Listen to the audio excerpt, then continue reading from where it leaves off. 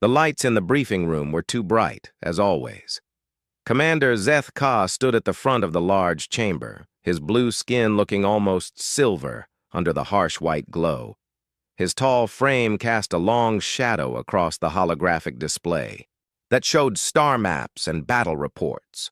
Around him sat representatives from 12 different alien species. Some had scales, others had fur, and a few had skin that changed colors when they thought. They all wore the same gray uniforms of the Galactic Council military, but each uniform was made to fit their different body types. Lieutenant Sarah Chen sat in the back corner, trying not to draw attention to herself. She was the only human in the room. Her brown hair was pulled back in a tight bun, and her uniform looked plain compared to the others. Most of the aliens still acted like humans were new kids in school who might break something important. Sarah had been working on Harmony's Edge station for 6 months now. The massive space station was bigger than most cities back on Earth. It had spinning sections that created artificial gravity and viewing ports that showed the endless black of space, filled with distant stars. The station served as a meeting place for the Galactic Council, where different alien species could work together and share information. Today we will review recent security incidents in the Outer Rim territories, Commander Zeth Ka announced. His voice was deep and carried the authority of someone who had been in charge for a long time. Pirates have been more active than usual. Several merchant ships have been attacked in the past month. The aliens around the room made various sounds of agreement. Some clicked their tongues, others hummed, and a few made chirping noises. Sarah had learned that each species had their own way of showing they were listening. A holographic display appeared in the center of the room, showing a 3-dimensional map of space. Red dots marked where attacks had happened. Yellow lines showed trade routes that merchant ships used to move goods between planets. Green dots showed where Council patrol ships were stationed. Most of these attacks follow the same pattern, Zeth Ka continued. Pirates use small, fast ships to attack larger, slower merchant vessels. They steal cargo and sometimes take prisoners to sell as slaves. Our patrol ships arrive too late to help. Sarah knew this pattern well. Human merchant ships had been attacked several times. Earth was still new to galactic trade, so human ships often carried valuable materials that other species wanted. Rare metals, unique foods, and special technologies made human cargo very attractive to pirates. However, Zeth Ka said, and his tone changed slightly, we have one incident that does not fit this pattern. 3 days ago, a group of 12 pirate ships attacked a single human merchant vessel near the Kepler system. The holographic display changed to show a new star map. This one focused on a small area of space near a yellow star. Sarah recognized it immediately. The Kepler system was one of the main routes human ships used to reach the outer colonies. The attack should have been simple for the pirates, Zeth Ka continued. 12 ships against 1. The human vessel was carrying mining equipment and food supplies. Nothing that would require heavy weapons to defend. An alien with gray skin and 4 arms raised one hand. What happened to the human ship? Was it destroyed? Zeth Ka looked at his data pad before answering. That is the unusual part. The human ship survived. All 12 pirate vessels were either destroyed or severely damaged. We recovered this footage from a communication array that the pirates had hidden in an asteroid. The room became very quiet.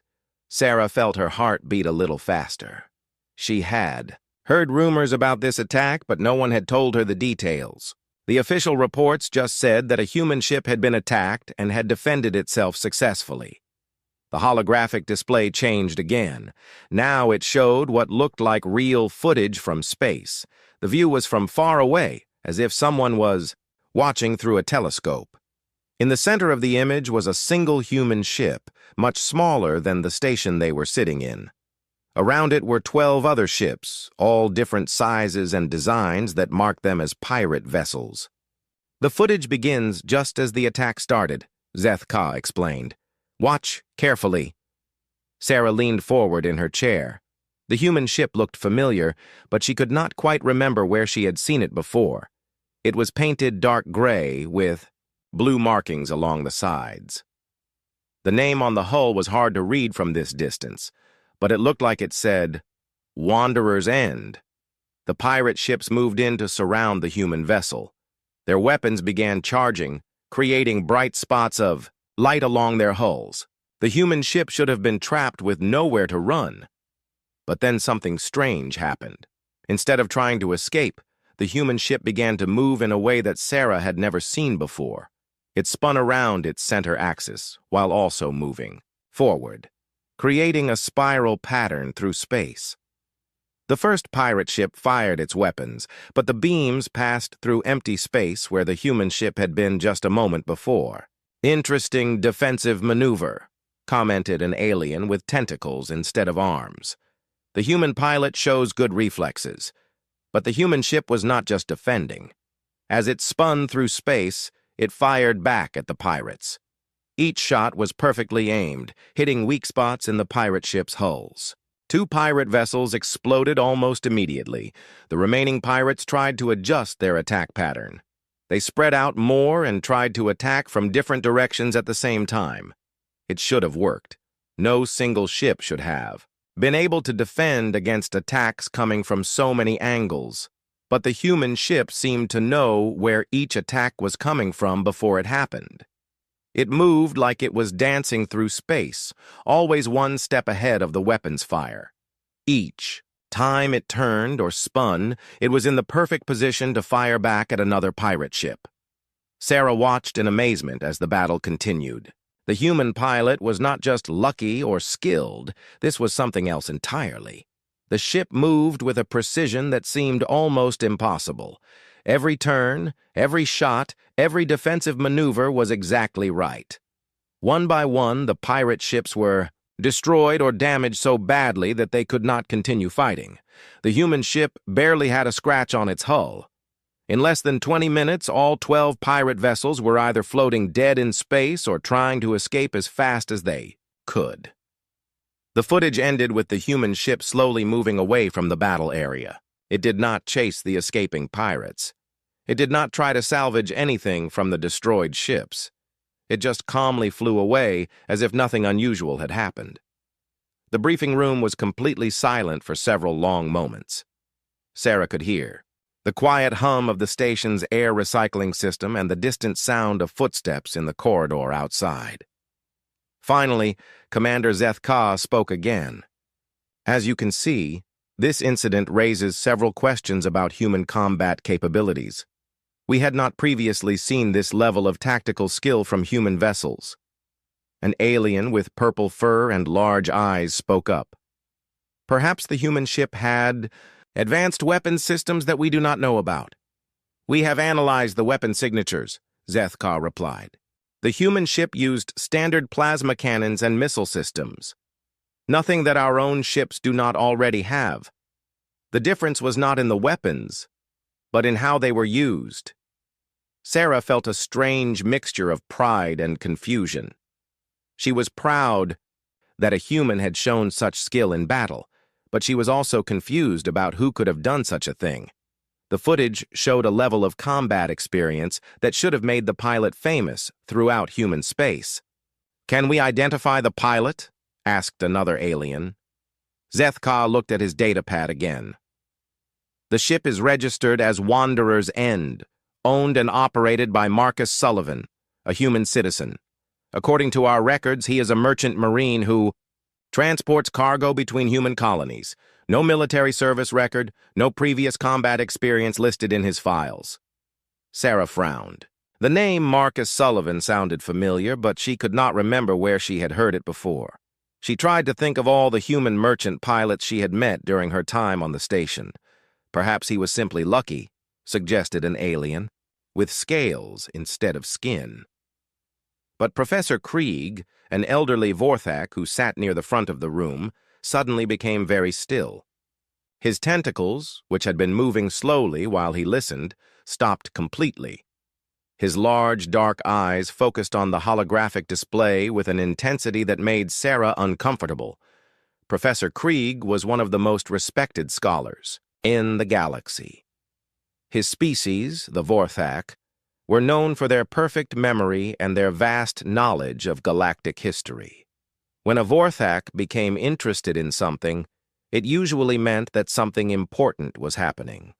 "Show me the ship registration again," Professor Krieg said quietly. His voice was so soft that the room's translation system had to amplify it for everyone to hear. Commander Zeth Ka looked surprised by the request, but he brought the ship registration. Information back up on the display. Wanderer's End registered to Marcus Sullivan, human, age 42, currently based out of Titan Station in the Sol system. Professor Krieg's tentacles began to quiver slightly. Sarah had learned that this was a sign of strong emotion in his species. It could mean excitement, fear, or sometimes both at the same time. "Show me the battle footage again," Professor Krieg requested. "Focus on the ship's movement patterns." The room watched as the battle played out once more. This time, Professor Krieg watched every detail carefully. His tentacles moved in small patterns, as if he was taking notes in a language only he could understand. When the footage finished, Professor Krieg was quiet for a long moment. Then he spoke in a voice that was barely above a whisper. "Computer, search historical records for Marcus Sullivan, human, also known by the name Ghost." The computer's response made everyone in the room sit up straighter. Searching. Marcus Sullivan, human designation Ghost, also known as the Ghost of Kepler's Ring, the Void Hunter, and the Silent Death. Last confirmed location. Missing in action 15 years ago. Status presumed dead. Confirmed combat kills 2,847 enemy vessels. The briefing room erupted in noise as aliens began talking to each other in their various languages. Sarah heard clicks, chirps, growls, and sounds she could not even identify. The translation system struggled to keep up with all the different conversations happening at once. Commander Zeth Ka's blue skin had turned almost white. "That is impossible," he said, his voice much louder than usual. The Ghost was a legend, a story that pirates told each other. No single pilot could have that many confirmed kills. But Professor Krieg slowly turned to look at the commander, and his expression was deadly serious. "Commander," he said quietly, "legends do not usually leave behind battle footage." The emergency alarms had been turned off, but the red lights still flashed slowly around the briefing room. Commander Zeth Ka had called for additional security, and now armed guards stood at every entrance. The casual atmosphere of a routine. Briefing had completely disappeared. Professor Krieg sat very still in his chair, his tentacles no longer moving at all. This was a sign that he was thinking very deeply about something important. The other aliens in the room kept looking at him, waiting for him to speak again. When a Vorthak with his reputation became this serious, everyone knew to listen carefully. Sarah felt like she was watching a movie where she had missed the first half. Everyone around her seemed to understand something that she did not. The name, Ghost, meant nothing to her, but it clearly meant everything to the aliens in the room. Commander Zeth Ka was reading from his datapad, his voice shaking slightly as he spoke. According to these files, the being known as Ghost first appeared during the Scorvan War, approximately 20 years ago. Initial reports described a human pilot who used unusual tactics to defeat much larger enemy forces. Sarah knew about the Scorvan War from her history classes. It had happened when she was very young, during humanity's first years in galactic space. The Scorvan Empire had been aggressive and had attacked several human colonies. The war had lasted for about 5 years before the Scorvan suddenly stopped fighting and agreed to peace talks. The Ghost's first recorded appearance was at the Battle of Kepler's Ring, Zeth Ka continued. A human colony world was under attack by a Scorvan fleet of over 100 ships. The human defenders had only a few patrol vessels and some civilian craft that had been given weapons. The holographic display changed to show a map of the Kepler system. Sarah recognized it as the same area where the recent pirate attack had happened. The display showed the positions of ships during the battle, with red dots for Scorvan vessels and blue dots for human defenders. "The battle should have been over quickly," Zeth-Ka said. "The Scorvan had overwhelming numbers and better weapons. But then a single human ship entered the battle area. It was not part of the official human fleet. No one knew where it came from or who was piloting it." Professor Krieg finally spoke, his voice carrying the weight of someone who had studied history for centuries. "I was there," he said quietly. "Not at the battle itself, but at the Galactic Council meeting that reviewed the reports afterward. No one believed what they were reading." "What happened?"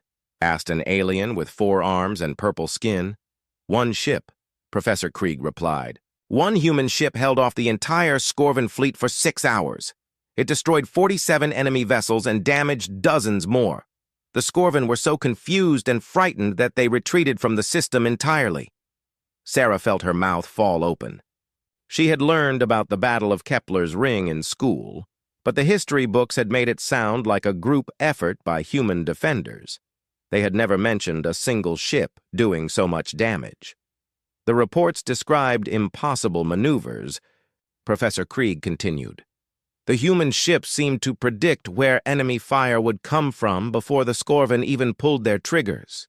It moved through space like it was alive, like it could think and react faster than any computer." Commander Zeth-Ka brought up more files on his datapad. After Kepler's Ring, reports of the Ghost appeared throughout the war zone. Always the same pattern. A single human ship appearing when colonies were under attack, defeating much larger forces, then disappearing without any communication. The holographic display began showing a timeline of battles. Each one showed the same story: human colonies or ships under attack, impossible odds, then the sudden appearance of a vessel that could defeat entire fleets by itself. "The siege of Procyon Station," Zeth-Ka read from his files. 86 Scorvan ships surrounded a human space station that housed 50,000 civilians. The station's defenses were almost gone when a single human ship broke through the Scorvan lines. It destroyed the command ship and caused so much confusion that the entire Scorvan fleet retreated. "The Battle of Wolf's Gate," he continued. 200 Scorvan vessels moving to attack Earth itself. They were stopped by one human ship that appeared in their path. The Scorvan lost 90 ships in 4 hours and turned around to go home. Sarah listened to battle after battle, each one more incredible than the last. The Ghost had appeared wherever humans were in the most danger, fighting impossible odds and winning every time. But what bothered her most was that she had never heard these stories before. "Why do not human history books mention any of this?" she asked. Professor Krieg turned to look at her with his large, dark eyes. "Because your government never officially acknowledged that the Ghost existed. In all public records, these victories were credited to combined human defense forces, or tactical superiority, or enemy equipment failures. No single pilot was ever named." "But why?" Sarah asked. "Because," Professor Krieg said slowly, "the Ghost was not fighting for your government. The ship never responded to official communications. It never followed orders. It never asked for supplies or support. It simply appeared when civilians were in danger, fought until the threat was gone, then disappeared again." Commander Zeth-Ka was reading more files, and his expression was getting more worried with each page. According to these reports, the Ghost's combat effectiveness increased throughout the war. Early battles showed impressive skill, but later, encounters showed something beyond normal pilot ability. "The massacre at Vega Prime," Zeth-Ka read. "The Ghost encountered a Scorvan punishment fleet that had just destroyed a human agricultural colony. All 15,000 colonists had been killed. The Ghost destroyed every single Scorvan ship in the system, over 150 vessels. No Scorvan survivors were found." The room became very quiet. Even for a war story, the complete destruction of an entire fleet was unusual. Most space battles ended when one side retreated or surrendered. Total annihilation was rare. The psychological effect on Scorvan forces was significant, Professor Krieg added. Their military reports, which we captured after the war, showed that many Scorvan commanders refused to attack human targets if there was any chance the ghost might appear. Sarah was beginning to understand why the aliens in the room were so frightened. The ghost was not just a skilled pilot. It was something that had terrified one of the most aggressive species in the galaxy into backing down from a war they had been winning. "What happened to the ghost after the war ended?" asked an alien with scales and bright yellow eyes. Commander Zeth-Ka looked through more files. The last confirmed sighting was at the Battle of Rigel Station 15 years ago. A group of Scorvan extremists who refused to accept the peace treaty had taken civilian hostages. The ghost appeared, destroyed the extremist ships, and then nothing. No more reports, no more sightings. Most analysts assumed the pilot had finally been killed in battle. Or, Professor Krieg said thoughtfully, the pilot decided the war was over and it was time to stop fighting. Sarah felt a chill run down her spine. "You think the ghost is still alive?" Professor Krieg's tentacles began moving again, but very slowly. "Lieutenant Chen, you work with human merchant pilots regularly. Have you ever met anyone named Marcus Sullivan?" Sarah thought about it. The name was familiar, but she could not place it at first. Then, suddenly, she remembered. "Yes," she said slowly. "He brings cargo shipments to the station sometimes. Food supplies and mining equipment mostly. I have talked to him a few times in the station cafeteria." The room became so quiet that Sarah could hear her own heartbeat.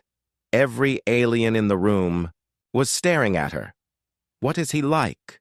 Professor Krieg asked carefully. Sarah tried to remember her conversations with Marcus Sullivan. "He is quiet, polite, but does not talk much about himself. Maybe 45 years old, average height, brown hair with some gray in it. He always eats alone and leaves as soon as his cargo is unloaded." "Anything unusual about him?" Commander Zeth-Ka asked. Sarah thought harder. "Well, he always seems tired, like he has not been sleeping well, and sometimes when there are loud noises in the cafeteria, like when someone drops a tray, he reacts very quickly, like he is always ready for trouble." "Does he ever talk about his past? Military service? The war?" Professor Krieg's voice was very gentle, like he was trying not to scare her. "Never," Sarah replied. "When people ask him about the war years, he just says he was moving cargo between colonies and changes the subject. I always thought he was just one of those people who found the war too depressing to discuss." Commander Zeth-Ka was typing rapidly on his datapad. "Computer, show me all station records for Marcus Sullivan's visits to Harmony's Edge." The holographic display changed to show a list of dates and cargo manifests. Marcus Sullivan had been visiting the station regularly for the past 2 years, always carrying legitimate cargo and always following proper procedures. "Look at his flight patterns," Professor Krieg said, pointing at the display. "Every route he takes goes through systems that have had recent pirate activity. But according to these reports, his ship has never been attacked." Sarah felt her stomach sink as she realized what that might mean. "You think pirates are afraid to attack him?" "I think," Professor Krieg said slowly, "that word has spread through the criminal underworld about which ships are safe to attack and which ones are not. Pirates talk to each other, they share information about easy targets and dangerous ones." Commander Zeth-Ka brought up more data. His ship registration shows Wanderer's End, the same vessel from the recent battle footage. The ship is listed as a standard merchant freighter, but the engine specifications are unusual. "How unusual?" asked the alien with 4 arms. "The engine output is rated for a ship 3 times larger," Zeth-Ka replied. "And the power distribution system can handle military-grade weapons, even though no weapons are listed in the cargo manifest." Sarah felt like the room was spinning around her. The quiet man she had shared meals with, the one who always said please and thank you, and asked about her family back on Earth, might be the most dangerous pilot in the galaxy. "There is one way to be certain," Professor Krieg said. "We need to examine the battle footage more carefully. The Ghost had a very specific fighting style. If this really is the same pilot, there will be signature moves that no one else would know how to perform." The battle footage began playing again, but this time Professor Krieg provided commentary. "Watch how the ship enters its first evasive maneuver," he said. "See that spiral pattern? It is not random.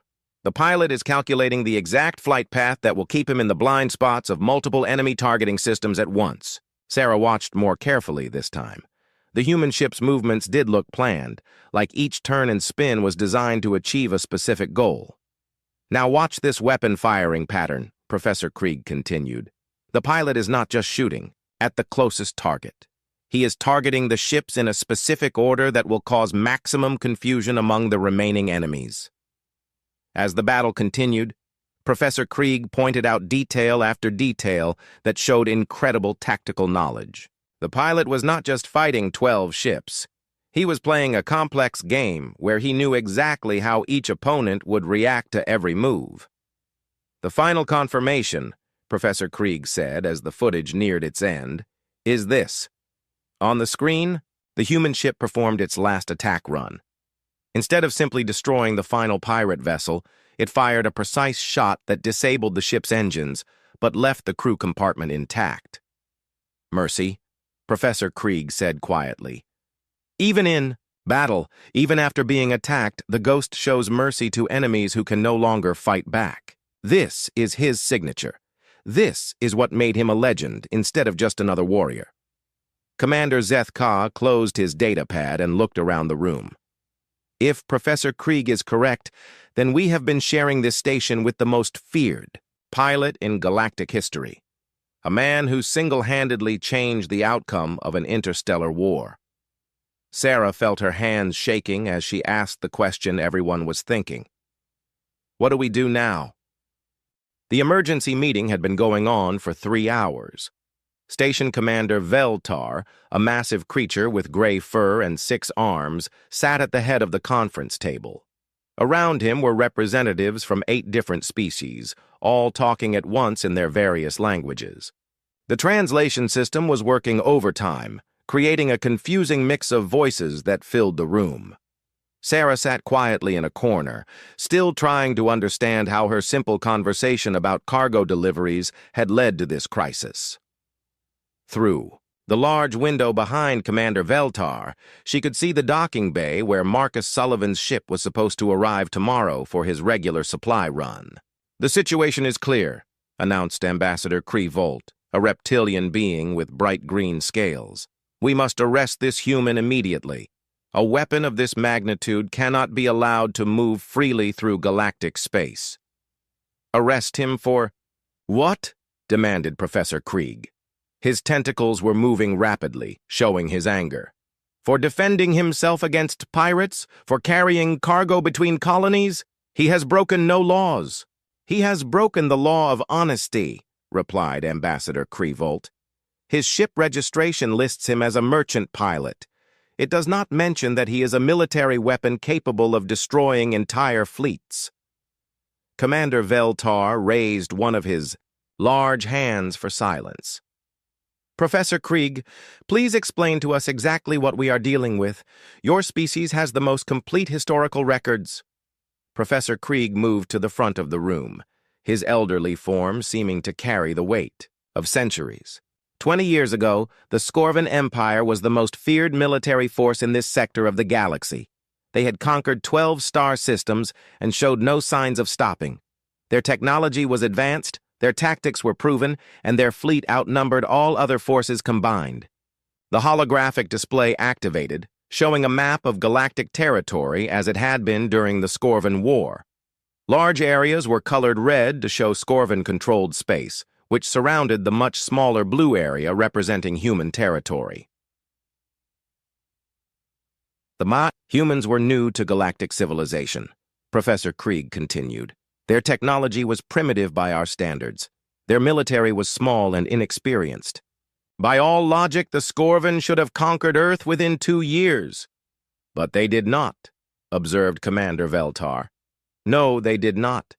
And the reason why has been classified in most galactic records until now. Professor Krieg paused, looking around the room. The reason is sitting in your station cafeteria tomorrow, eating lunch alone and asking the servers about their families.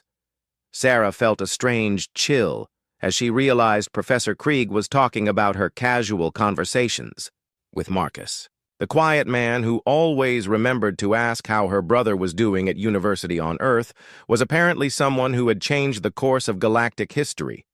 Show them the complete battle records, Professor Krieg requested. The holographic display changed to show a detailed timeline of the Scorvan War. Each major battle was marked with dates, locations, and casualty numbers. Sarah could see that the early battles showed heavy human losses, with entire colonies being destroyed or captured. The war began badly for humanity, Professor Krieg explained. The Scorvan strategy was to attack civilian targets first, forcing human military forces to spread out, trying to defend everything. It was working perfectly until this happened. The display focused on the Battle of Kepler's Ring, showing it in much more detail than before. Sarah could see the positions of over 100 Scorvan ships surrounding the human colony world, while only a handful of human vessels attempted to defend it. The colony had 40,000 civilians and was protected by 6 human patrol ships, Professor Krieg said. The Scorvan fleet included 12 heavy cruisers and 90 smaller attack vessels. The humans were completely outnumbered. Then the ghost appeared, Sarah said quietly. Then the ghost appeared, Professor Krieg agreed. Watch carefully what happens next. The battle simulation began to play. Sarah could see the Scorvan ships moving into attack formation, their weapons charging for the bombardment that would destroy the colony. The human patrol ships were trying to intercept, but they were too few and too lightly armed. Then a new blue dot appeared on the edge of the system. It was moving much faster than any other ship on the display, heading directly toward the center of the Scorvan formation. The Ghost's ship was broadcasting no identification signals, Professor Krieg narrated. It did not respond to communications from either side. It simply flew into the middle of the largest space battle humanity had ever seen. Sarah watched as the single ship began engaging Scorvan vessels. Each time it fired, a red dot disappeared from the display. The Ghost was not just fighting, it was systematically destroying some of the most advanced warships in the galaxy. The Scorvan commander tried to surround the Ghost's ship, Professor Krieg continued. Standard tactic against a single vessel. But watch what happens. On the display, Sarah could see dozens of Scorvan ships converging on the Ghost's position. They fired their weapons all at once, creating a massive explosion that should have destroyed anything in the center. But when the weapon fire cleared, the Ghost's ship was somewhere else entirely, attacking the Scorvan formation from a completely different angle. Impossible, whispered Ambassador Krevolt. No ship can move that fast. The Ghost was not just moving fast, Professor Krieg explained. The pilot was thinking several moves ahead, like playing chess against opponents who could only see one move at a time. Every maneuver was calculated to put the ship exactly where it needed to be to survive and strike back. The battle continued for 6 hours. Sarah watched as the single human ship slowly but steadily destroyed or disabled Scorvan vessels that were supposedly much more advanced. The Ghost never seemed to make a mistake. Every shot hit its target. Every evasive maneuver worked perfectly. By the end of the battle, the Scorvan had lost nearly half their fleet, Professor Krieg said. The remaining ships retreated from the system, and the human colony was saved. One ship did all that? Asked Commander Veltar. One ship, one pilot. And this was just the beginning. Professor Krieg changed the display to show the next major battle. 3 weeks later, the Ghost appeared at the siege of Procyon Station. The pattern was the same. A human target under overwhelming attack, impossible odds, then the sudden appearance of a single ship that changed everything. Battle after battle, the ghost appeared wherever humans were in the greatest danger. The psychological effect on Scorvin forces was devastating, Professor Krieg continued. Their military leaders began to believe they were fighting something supernatural. Morale collapsed. Units refused orders to attack human targets.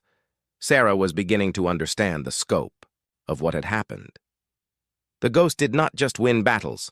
He broke their will to fight. Exactly, Professor Krieg agreed. And the most remarkable part is that the ghost never killed unnecessarily. Watch this footage from the Battle of Wolf's Gate. The new battle showed the ghost's ship facing a massive Scorvin fleet that was heading toward Earth itself. But instead of destroying every enemy vessel, the ghost focused on command ships and key targets. When Scorvin ships tried to surrender or retreat, they were allowed to leave. Even in the heat of battle, facing enemies who would have destroyed his homeworld, the ghost showed restraint, Professor Krieg said. This is what made him legendary instead of simply feared. Ambassador Krevolt was studying the battle data carefully. These tactical maneuvers should not be possible. No biological being can process information fast enough to react like this. Unless, suggested another alien with purple fur, the pilot has some kind of technological enhancement, cybernetic implants that increase reaction time and processing speed. Professor Krieg shook his head. We considered that possibility. But medical? Scans of other human pilots show no such enhancements. The ghost appears to be operating with purely biological capabilities. Then how? Demanded Ambassador Krevolt. Professor Krieg was quiet for a moment, his tentacles moving in slow, thoughtful patterns. I believe, he said finally, that the ghost represents something unique in galactic history, a being who has adapted to warfare at a fundamental level, not just learning tactics and techniques, but becoming something entirely new. Commander Veltar leaned forward in his chair. Are you saying the ghost is no longer entirely human? I am saying that 20 years of combat, 20 years of impossible battles and split-second decisions would change anyone. The ghost may have started as a human pilot, but what fights now is something that has evolved beyond normal limits. Sarah felt scared as she thought about her conversations with Marcus Sullivan. He seemed so normal, tired, but normal. Perhaps that is the most frightening part, Professor Krieg replied. The ability to switch between being a regular person and being the most dangerous warrior in the galaxy. To carry such power and choose not to use it unless absolutely necessary. The holographic display changed to show the final recorded battle 15 years ago at Rigel Station. A group of Scorvin extremists had taken human civilians hostage, demanding that the peace treaty be canceled and the war resumed. The ghost's final appearance, Professor Krieg said. By this time, the room became completely silent. Sarah felt tears in her eyes as she imagined Marcus Sullivan, tired, quiet Marcus who asked about her family, making that decision to disappear rather than continue fighting. And now he has returned, Ambassador Krevolt said quietly. No, Professor Krieg corrected. Now we have discovered that he never left. He has been here all along, carrying cargo and trying to live a normal life. The question is, what woke him up? Commander Veltar activated his communication system.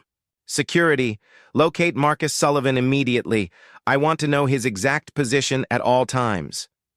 A voice responded through the speakers. Sir, we have a problem. Marcus Sullivan's ship left the system approximately 1 hour ago. His flight plan listed his destination as personal business. Sarah felt her heart sink. He knows. Knows what? Asked Commander Veltar. He knows we figured out who he is, Sarah replied. That's why he left. He's trying to disappear again. Professor Krieg moved to the communications console. Computer, Analyze recent intelligence reports for any threats to human civilian targets. The computer responded immediately. Warning: intelligence indicates large military buildup in the Void Nebula sector. Analysis suggests possible preparation for major offensive operation against human colonial territories. Everyone in the room looked at each other with growing alarm. "How large is this military buildup?" asked Commander Veltar. "Estimated 300 vessels of various classes. Fleet composition suggests capabilities for planetary bombardment and system-wide occupation." Sarah felt cold fear growing in her stomach. "Who is building this fleet?" "Intelligence indicates Neo-Scorvan remnant forces, supplemented by various mercenary groups and pirate fleets. Estimated time frame for operational readiness: 72 hours. Professor Krieg's tentacles began moving very rapidly. The extremists never truly gave up. They have been planning this for 15 years, waiting for the right moment to get their revenge. "Revenge against who?" asked Ambassador Krevolt. "Against the Ghost," Professor Krieg replied. "Against the pilot who broke their empire and forced them to surrender. They believe that if they can destroy Earth, they will erase the shame of their defeat." Commander Veltar stood up from his chair, his massive form towering over everyone else in the room. "We must contact the Galactic Council fleet immediately. A force of 300 ships cannot be allowed to attack human space." "The Council fleet is scattered across 8 sectors," replied the computer. "Estimated time to assemble sufficient forces: 6 days minimum." "The attack will happen in 3 days," Sarah said quietly. "The Council fleet will be too late." "Professor." Krieg was staring at the star map, his ancient eyes focused on the area where Marcus Sullivan's ship had disappeared. "Unless," he said slowly, "the Ghost has already gone to stop them." The search of Marcus Sullivan's quarters had taken only 15 minutes, but it felt much longer to Sarah. She stood in the doorway watching security officers carefully examine every item in the small room. The quarters were standard for visiting. Merchants, a bed, a desk, a small food preparation area, and a viewing port that looked out into space. What struck Sarah most was how little there was to search. Marcus had lived like someone who was ready to leave at any moment. His clothes were neatly folded in a single drawer. There were no personal photographs, no decorations, no books or entertainment devices. The room looked like it belonged to someone who was just passing through. "There is nothing here," reported Security Chief Vex Law, a tall alien with blue skin and 4 arms. "No weapons, no military equipment, no communication devices beyond standard civilian gear. But on the desk, they found something that made everyone stop and think. It was a single piece of paper with handwriting on it. The message was short and written in English. Some legends are better left sleeping." Sarah felt a chill as she read the words. Marcus had known they would figure out who he was. He had probably known from the moment Professor Krieg started asking detailed questions about the battle footage. "He planned this," she said quietly. "He knew we would search his room, and he wanted us to find this message." Commander Veltar took the paper and studied it carefully. "What does it mean?" Professor Krieg's tentacles moved in slow, thoughtful patterns. "I believe Marcus Sullivan was trying to tell us that some things from the past should remain in the past. The Ghost was a weapon created by war. When the war ended, he tried to put that weapon away and become a normal person again. But the weapon has awakened," said Ambassador Krevolt. "Yes," Professor Krieg agreed. "And I fear we may have been the ones who woke it up." The communication system activated with an urgent tone. "Commander Veltar, we have new intelligence reports coming in from the Outer Rim territories. Put it on the main display," Veltar ordered. The holographic projector in the center of the room activated, showing a star map of the galaxy. Several areas were highlighted in red, indicating recent activity or threats. "Long-range sensors have detected significant ship movements in the Void Nebula," the intelligence officer reported. The fleet we identified earlier is larger than first estimated. Current count shows 412 vessels, including 15 heavy cruisers and 3 battleships. Sarah felt her stomach drop. 400 ships was larger than most. Planetary defense fleets. It was an invasion force designed to destroy entire star systems. Fleet composition analysis indicates this is not just a Neo-Scorvan operation, the intelligence officer continued. We have identified ships from at least 6 different pirate groups, 3 mercenary fleets, and what appears to be equipment from the old hegemony military surplus. Commander Veltar's fur was standing on end, a sign of extreme stress in his species. They have been planning this for years, gathering ships and weapons from across the galaxy. Their target? Asked Professor Krieg. Earth, the intelligence officer replied. Communications intercepts confirm they plan to destroy the human homeworld as a symbolic victory. They believe this will restore Scorvan honor and prove that the ghost was just lucky, not truly superior.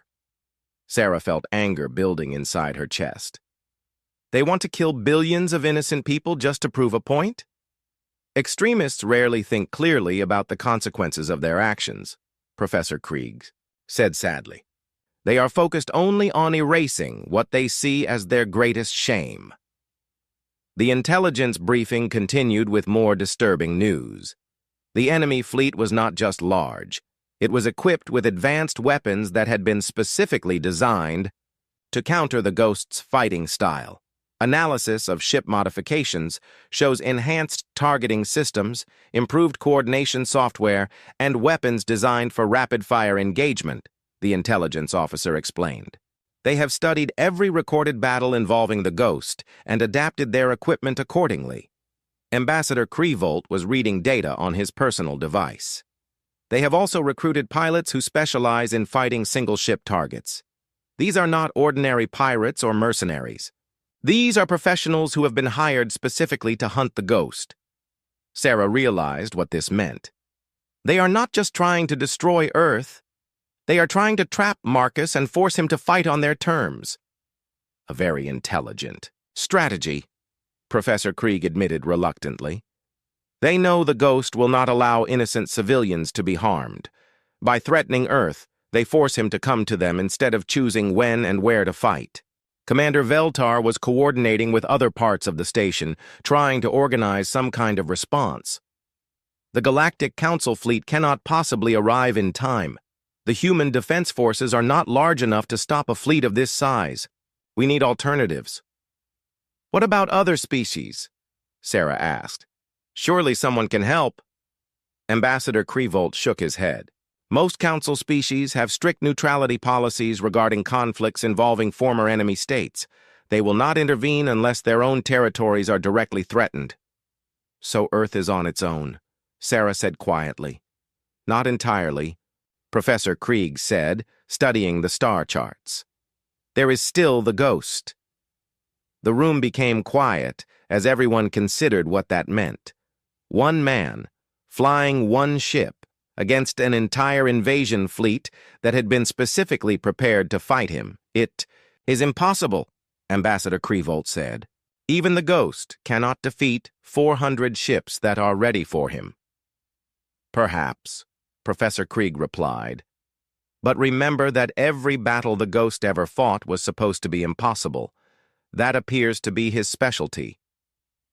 The communication system activated again, this time with an emergency priority signal. Commander Veltar, we have a direct message coming in on an old military frequency. The transmission is from the Void Nebula. Everyone in the room looked at each other with surprise. Put it through, Veltar ordered. The speakers crackled with static for a moment, then a familiar voice filled the room. It was Marcus Sullivan, but he sounded different than when Sarah had talked to him in the cafeteria. His voice was calm and controlled, with an underlying tone that reminded her of distant thunder. This is Marcus Sullivan to Harmony's Edge Station. I know you have figured out who I am, and I know you are worried about the fleet gathering in the Void Nebula. I want you to understand something important. Sarah felt tears in her eyes just hearing his voice. The quiet man who had asked about. Her family was out there alone, facing an entire enemy fleet. 20 years ago, I made a choice to fight because people needed protecting, Marcus continued. 15 years ago, I made a choice to stop fighting because the war was over and people needed peace. Today, I am making a choice to fight one more time because some people never learned the lessons that war should teach. Professor Krieg's tentacles were completely still as he listened. I want to be very clear about something, Marcus said, and his voice became harder. The fleet in the Void Nebula is not just threatening Earth. They are threatening the peace that millions of people have enjoyed for 15 years. They are threatening to restart wars that should have ended permanently. Commander Veltar activated the communication system. Marcus, this is Commander Veltar. You do not have to do this alone. We can find another way. There was a pause before Marcus responded. Commander, with respect, this is not your fight. This is not about protecting one planet or one species. This is about making sure that certain kinds of thinking do not spread to others who might have similar ideas. Sarah moved to the communication console. Marcus, this is Sarah Chen. Please be careful out there. Another pause, longer this time. When Marcus spoke again, his voice was gentler.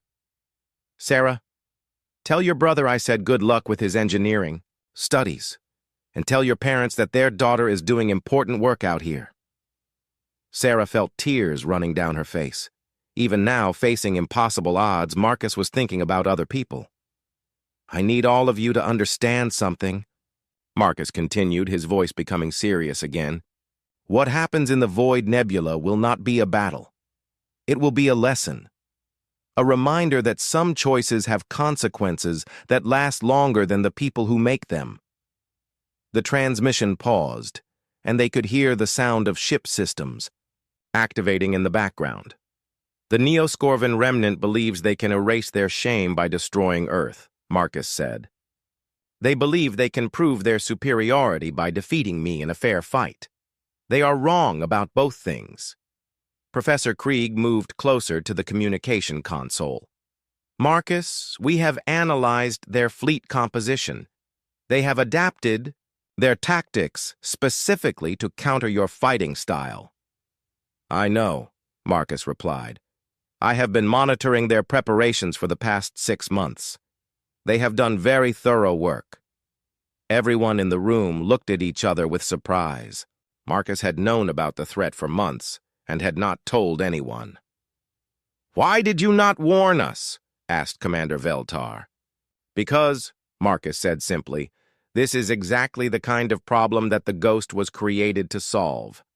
Some threats are too large for normal military forces to handle. Some enemies only understand one kind of language. Sarah could hear the sound of weapons systems powering up through the communication link. Marcus was preparing for battle. I have one request, Marcus said. When this is over, I want you to send a message to Earth. Tell them that the Ghost was never about violence or revenge. It was about making sure that peaceful people can stay peaceful. Marcus, Sarah said desperately, you do not have to carry this burden alone anymore. Come back to the station. We can find another solution. The pause this time was very long. When Marcus spoke again, his voice was quiet and sad. Sarah, some burdens cannot be shared. Some responsibilities cannot be passed to others. I have been the Ghost for 20 years, and I have learned that the most important battles are the ones that no one else can fight. The sound of ship engines could be heard through the speakers as Marcus began moving toward the enemy fleet. Tell Professor Krieg that legends do not die, Marcus said. They just wait until they are needed again. The transmission ended, leaving the room in complete silence. On the holographic display, a single blue dot representing Marcus's ship was moving toward the red mass of the enemy fleet in the Void Nebula. The distance between them was shrinking rapidly. How long until he reaches them? Asked Commander Veltar. At current speed, the computer replied. Contact will occur in approximately 4 hours. Sarah stared at the display, watching the tiny blue dot moving through the darkness of space toward an enemy force that had been specifically designed to destroy it. "Is there anything we can do to help him?" she asked. Professor Krieg's tentacles moved in slow, sad patterns. "We can watch," he said quietly. "We can witness. And we can remember that some people choose to carry the weight of the world so that others do not have to." The war room on Harmony's Edge Station had been transformed into a monitoring center. Representatives from 15 different species sat around holographic displays that showed long-range sensor data from the Void Nebula. Everyone was watching. The same thing. A single blue dot moving steadily toward a massive cluster of red dots representing the enemy fleet. Sarah had not left the war room for 12 hours. She sat in a chair near the main display, drinking coffee that had gone cold hours ago and watching Marcus Sullivan fly toward what everyone believed was certain death. Other people came and went, but she could not bring herself to leave. "Contact.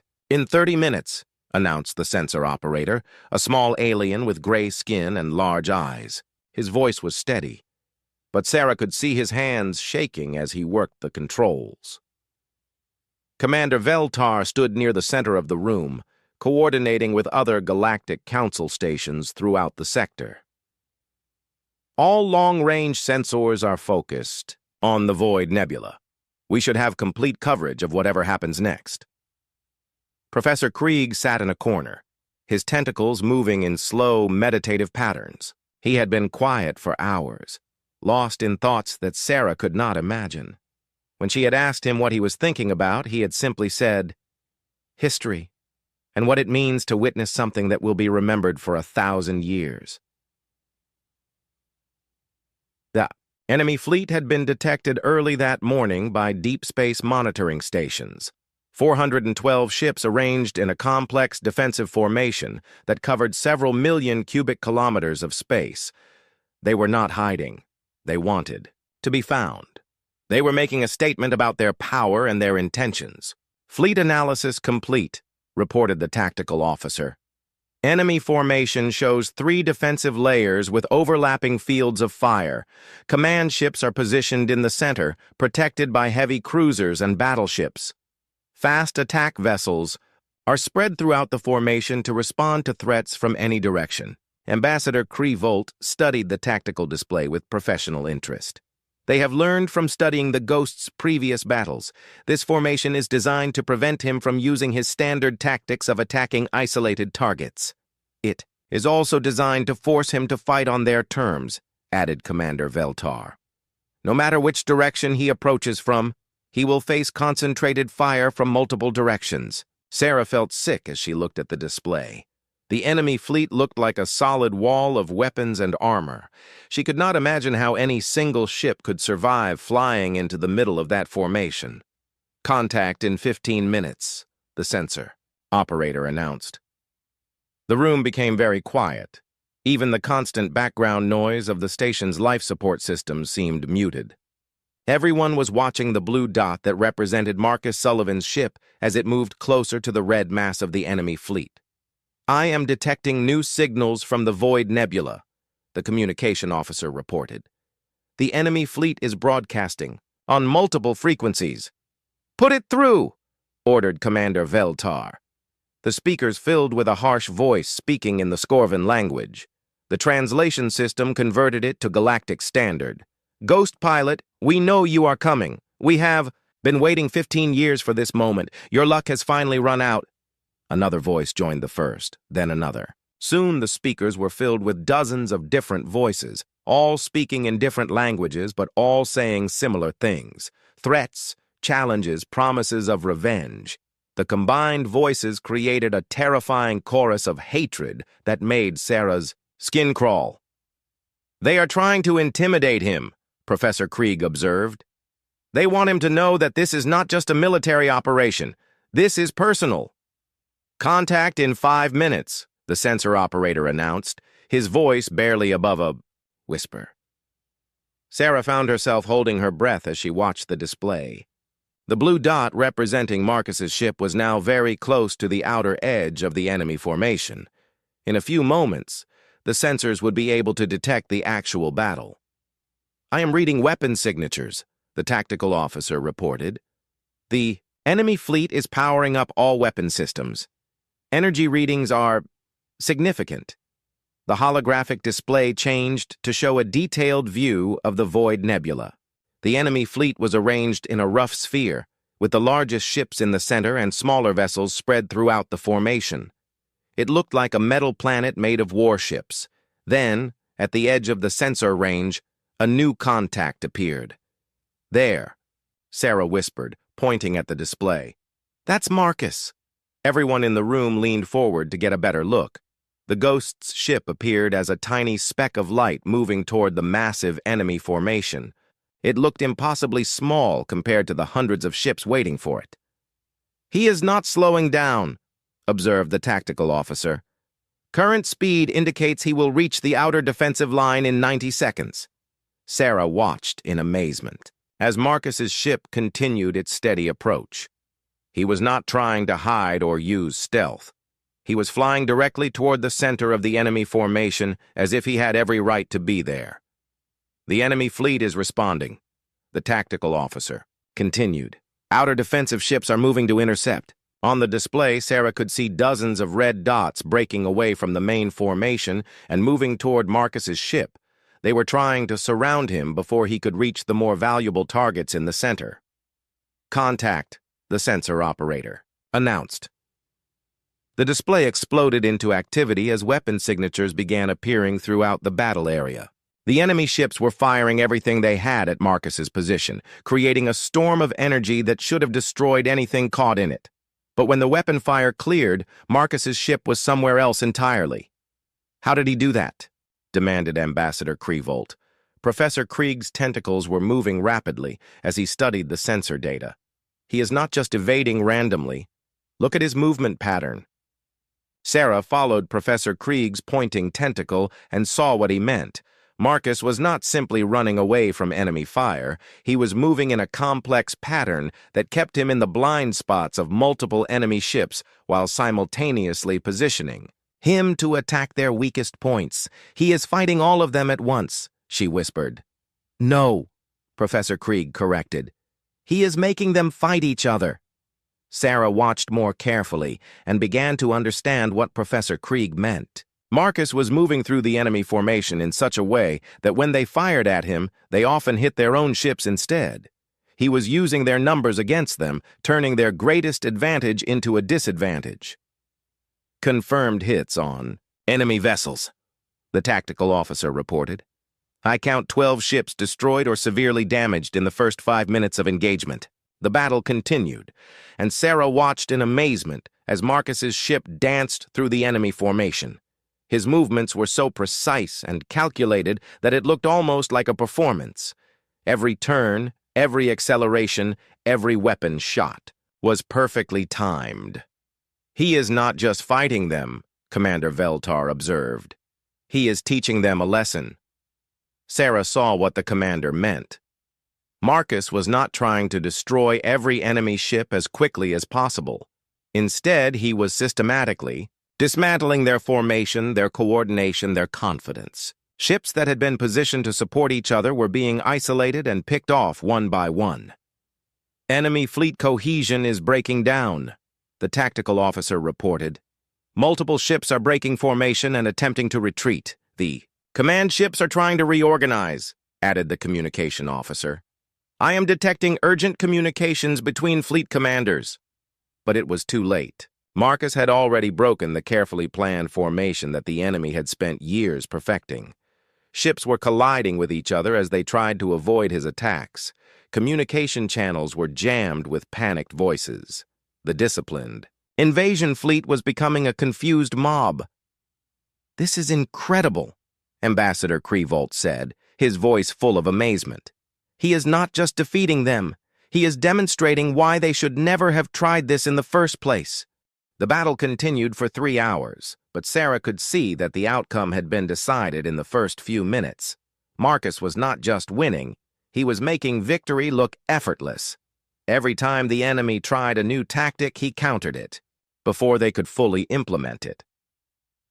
Enemy casualties are approaching 60%, the tactical officer reported. Remaining ships are attempting to form a defensive cluster around the command vessels. Sarah watched as the surviving enemy ships tried to protect their leaders, but Marcus's attacks were becoming more precise, more surgical. He was targeting specific systems on enemy ships, weapons, engines, communications, leaving the crews alive but unable to continue fighting. He is showing mercy, Sarah realized. Even now, even against enemies who want to destroy Earth, he is trying not to kill unnecessarily. Professor Krieg nodded slowly. This is what made him legendary. The ability to be completely ruthless against enemy capabilities while still showing compassion for enemy lives. The final phase of the battle was almost anticlimactic. The remaining enemy ships, seeing their fleet destroyed and their commanders defeated, began surrendering one by one.